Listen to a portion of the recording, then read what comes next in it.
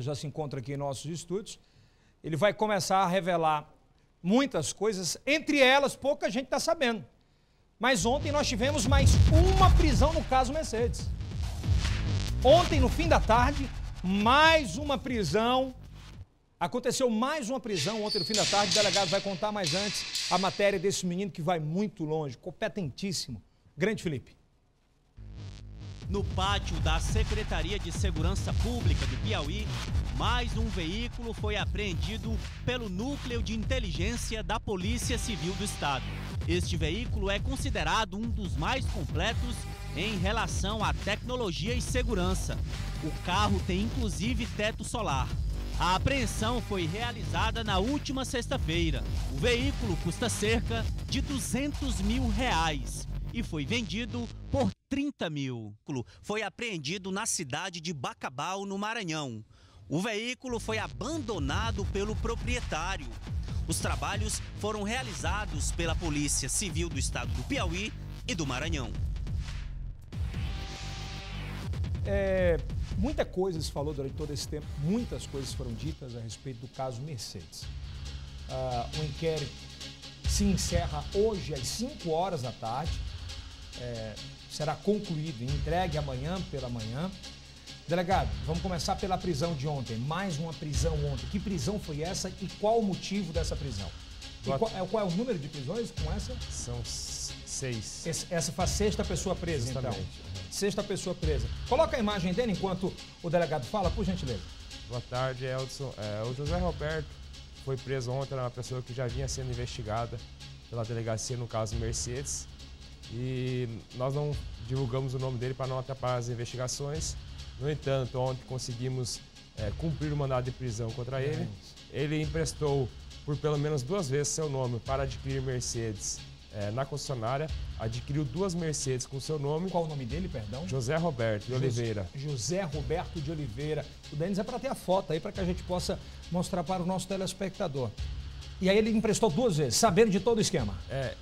Na verdade, ele se diz vítima do Roberto no seu interrogatório. No entanto, nós temos elementos informativos concretos de que ele participou do esquema criminoso. Ele era muito ligado ao Roberto e retirou pelo menos 2 Mercedes na concessionária. E também fez a transação de uma das Mercedes com o Caleandro.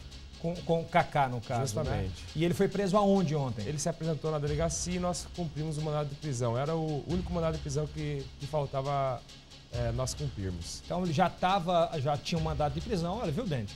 A prisão aconteceu na tarde de ontem, né? Mais uma prisão, sendo a 6ª prisão nesse caso. Delegado, depois de quanto? 30 dias? Mais de 30 dias um pouquinho, né? 40 dias. Quantas páginas o inquérito? Tem umas 1.500 a 2.000 páginas. 2.000 páginas. O senhor já tem todos os nomes de quem serão indiciados, pelo menos se fosse concluído agora o inquérito? Fato é que as pessoas que estavam na posse desses veículos, apenas 3 até agora apresentaram documentos comprovando a sua boa-fé. As demais têm até hoje às 5 horas da tarde para apresentar os documentos. E caso não seja comprovada a boa-fé, poderão ser indiciados pelo crime de receptação, seja ela dolosa ou culposa.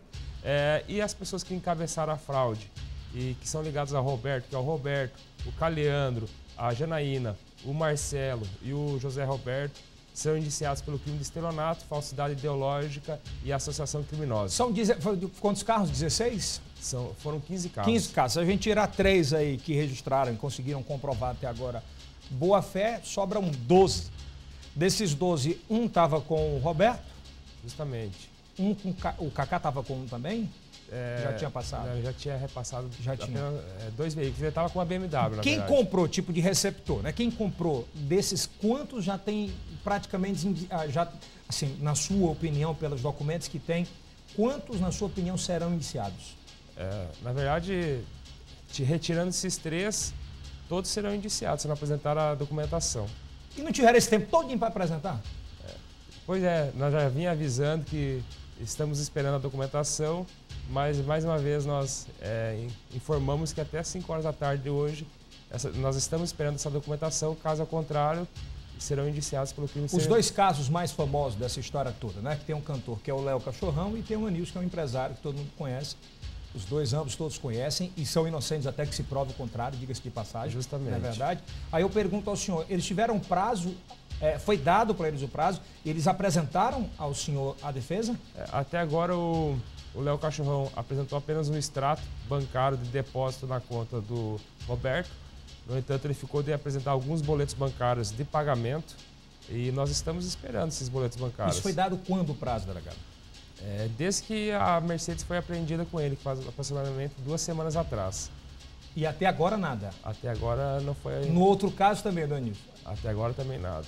É importante nós frisar que no decorrer dessas investigações, que foi por determinação do Secretário de Segurança Pública, nós conseguimos identificar outra fraude praticada pelo Roberto. Outra? Justamente. Essa aí foi uma fraude dentro de um processo, onde ele entrou com uma ação revisional, tendo como objeto o veículo A250, que foi apreendido, que era de propriedade dele, e ele juntou documento falso nessa ação. Então, hoje eu relatei o inquérito, será entregue para a Justiça, e ele foi indiciado pelo crime de fraude processual e falsidade ideológica, juntamente com o Marcelo, porque o Marcelo também no seu interrogatório informou que foi ele que produziu o documento para o Roberto entrar com a ação revisional. Delegado, aquela marra toda da entrevista acabou na hora do depoimento? O Roberto foi bem tranquilo no interrogatório. Ele abriu tudo mesmo, contou tudo? Justamente, ele confessou como ocorria o crime, não negou nem omitiu nenhum fato, só informou que a mulher dele não tinha nada a ver com o esquema criminoso, mas o nome dela foi usado por ele. Esse mesmo esquema, o senhor acredita que venha de mais tempo em outras concessionárias, esse mesmo modus operandi? Ou o senhor acha que aconteceu mesmo somente na Mercedes? Pode ter ocorrido em outras concessionárias, até porque o veículo BMW, que foi adquirido pelo mesmo modus operandi, que é por meio de documento falso, eles fizeram essa aquisição em São Luís. Está todo mundo fazendo, né? E eu tenho que fazer o senhor. E eu sei que o senhor não arreda para esse tipo de coisa. Delegado, quem, na sua opinião, já está provado e indiciado que comprou sabendo que era o carro cabrito mesmo, a história do carro cabrito, né? Comprou sabendo que tinha multretagem. Já nomes. Nós temos o que resta caracterizado a receptação, e ela é clara e visível, do ex-policial militar, né? Qual o nome dele? É o Fabrício. Fabrício, ex-policial militar, um dos indiciados. E também do rapaz que estava na posse de um dos veículos, que é proprietário da loja lá no Teresina Shopping. Qual o nome dele? É Tairone. Também resta caracterizado... Já está caracterizado? Justamente, já está caracterizado plenamente o crime de receptação. Acredito que seja a primeira vez que a polícia, inclusive, diz, né? Efetivamente, que pelo menos está bem caracterizada, dolosa. O Fabrício Os dois são dolosos. Os dois, então comprou com dolo já, sabendo de toda a situação. Isso mesmo. Eles podem pegar quanto tempo de cadeia por conta desse processo ou não? Como é que funciona isso? Para explicar para o telespectador. Na verdade, a pena por receptação é de até 4 anos. Essa pena pode ser... Aí quem vai decidir é o juiz, né? Agora, é importante frisar que amanhã se encerra o trabalho da Polícia Judiciária. Agora entra em ação o Ministério Público e o Poder Judiciário. O Ministério Público oferecendo denúncia e o Poder Judiciário recebendo essa denúncia, caso ele entenda, cabível, e dando início à ação penal. E esse trabalho de 40 dias da Polícia Civil foi um trabalho imprescindível aí foi um trabalho muito rápido, nós desvendamos esse caso muito rápido, e foi imprescindível os investigadores e escrivães da Polícia Civil, da Delegacia de Entorpecente, e esse trabalho só tende a engrandecer a nossa instituição Polícia Civil, e também foi de fundamental importância o núcleo de inteligência. Sem dúvida, o núcleo de inteligência através do Alessandro Barreto, viu, João Carvalho? Quando ele quer, ele consegue. Para encerrar, delegado, agora esta investigação abriu os olhos da polícia para uma outra investigação, porque é bom o senhor deixar claro o que foi, o porquê que o Roberto fez tudo isso. O que ele chegou a dizer para o senhor? Na verdade, ele confessou todos os fatos e disse que não precisava ter feito isso, mas ele queria ostentar. Queria ostentar. Justamente. E aí eu pergunto ao senhor, a história da ostentação está andando com a polícia? O que foi me determinado pelo Secretário de Segurança Pública foi só o caso, a investigação das Mercedes. No entanto, caso... No entanto. Ele me determine para outro para outra investigação eu irei fazer. Mas até agora a determinação foi tão somente por causa das Mercedes. Eu sei, meu amigo, que tem gente com X na testa com esse negócio da ostentação, né?